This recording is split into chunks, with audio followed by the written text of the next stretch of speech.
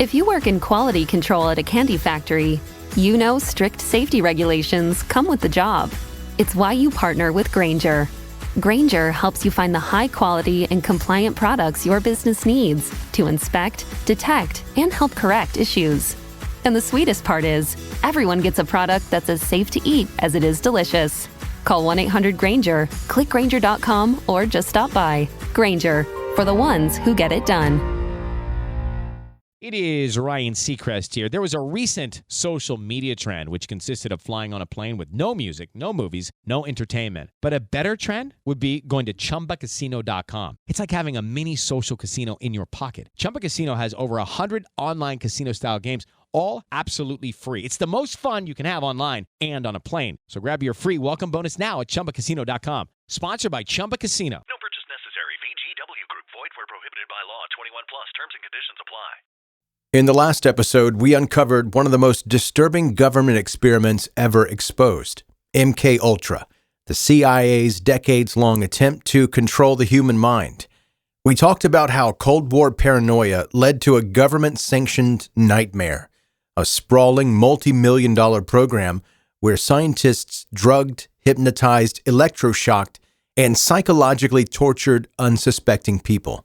We went through the LSD experiments, secret brothels, and the bizarre lengths the CIA went to in their hunt for mind control. And then, when it spiraled out of control, the government erased nearly all evidence that had ever happened. Thousands of documents were shredded, burned, or buried. The CIA wanted MKUltra to disappear, and for the most part, they got their wish. But not entirely, because some files survived. And those documents, along with declassified testimonies and decades of investigative digging, hint at something even more disturbing. What if MKUltra didn't just ruin random lives? What if its reach extended far beyond psychiatric hospitals and university experiments? What if one of its test subjects, or at least someone influenced by its research, was behind one of the most infamous murder sprees in American history? Today, we're talking about Charles Manson. Did MKUltra have anything to do with the Manson family killings? Did the CIA's secret obsession with mind control play a role in shaping one of America's most terrifying cult leaders? Let's get into it.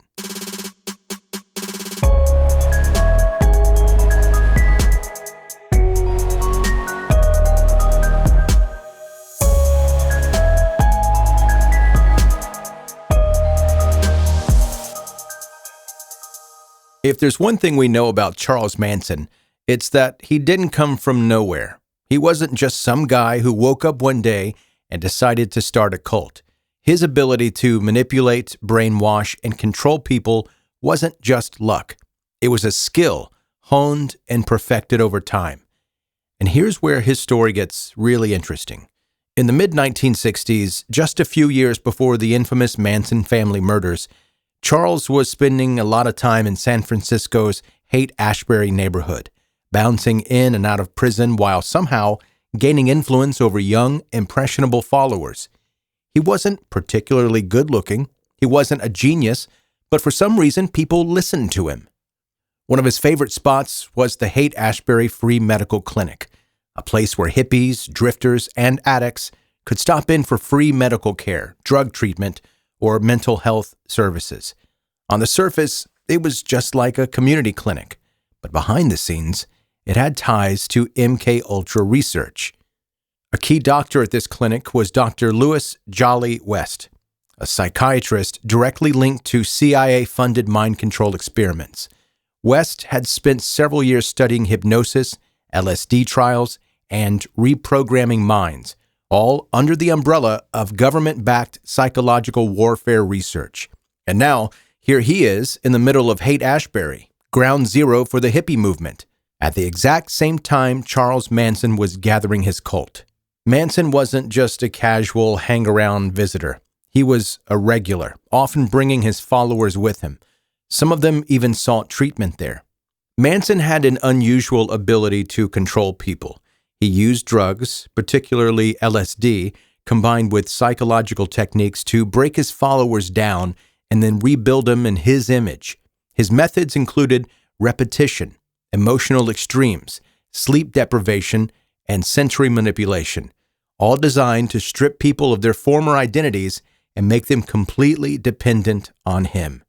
These methods directly mirror the psychological techniques being studied under MKUltra. So the real question is, did Charles Manson learn these techniques from exposure to MKUltra research?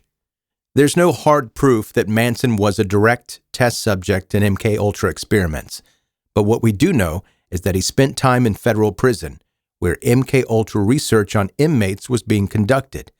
He spent time in Haight-Ashbury, where doctors with known MKUltra ties were actively studying drug-induced behavior control. And his brainwashing techniques closely resembled the exact methods the CIA had been perfecting in secret labs for decades. Was Charles Manson just naturally good at manipulating people into killers? Or was he, knowingly or unknowingly, shaped by a secret government experiment that had already destroyed countless minds? That's the million-dollar question. Manson isn't the only name tangled into the web of MKUltra's dark history. Over the years, evidence has surfaced connecting several well-known figures, some willingly involved, others unknowingly experimented on. Some of them went on to reshape culture, while others left behind a trail of violence and destruction.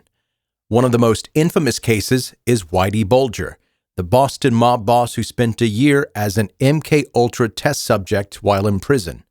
Bulger later wrote in his journals that he had been told the program was designed to research schizophrenia, but instead, he and other inmates were secretly given LSD every single day for months. He described nightmarish hallucinations, paranoia, and what he called horrific LSD-induced mind control sessions. Years later, he became one of America's most violent crime lords, but the lasting effects of his MKUltra experience, that part remains a mystery. Then there's Ken Kesey, the author of One Flew Over the Cuckoo's Nest. In the late 1950s, Kesey was a volunteer for MKUltra's LSD studies at Stanford University. Unlike many test subjects, he wasn't an unsuspecting victim. He knew he was taking part in a government-backed study, and he loved it. The experience inspired him to spread LSD into mainstream culture, eventually leading to the counterculture movement of the 1960s. Without Kesey and his notorious acid tests, psychedelic drugs might never have become a central part of hippie culture. Ironically, MKUltra's attempt to use LSD for control may have helped fuel the exact kind of anti-establishment rebellion the CIA feared. And then there's Ted Kaczynski, the Unabomber. As a 17-year-old Harvard student, Kaczynski was unwittingly subjected to brutal psychological experiments conducted by Harvard psychologist Henry Murray, whose work had been funded by the CIA. The study involved intense interrogation sessions where Ted was mentally broken down through verbal abuse and psychological stress.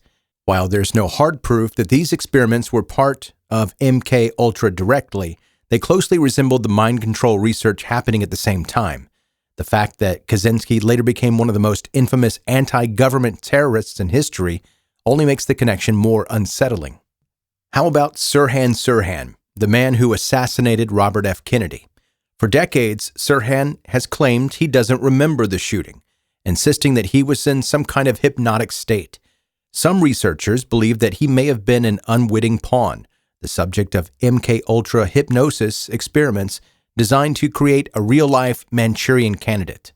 His legal team even argued that he was programmed to kill.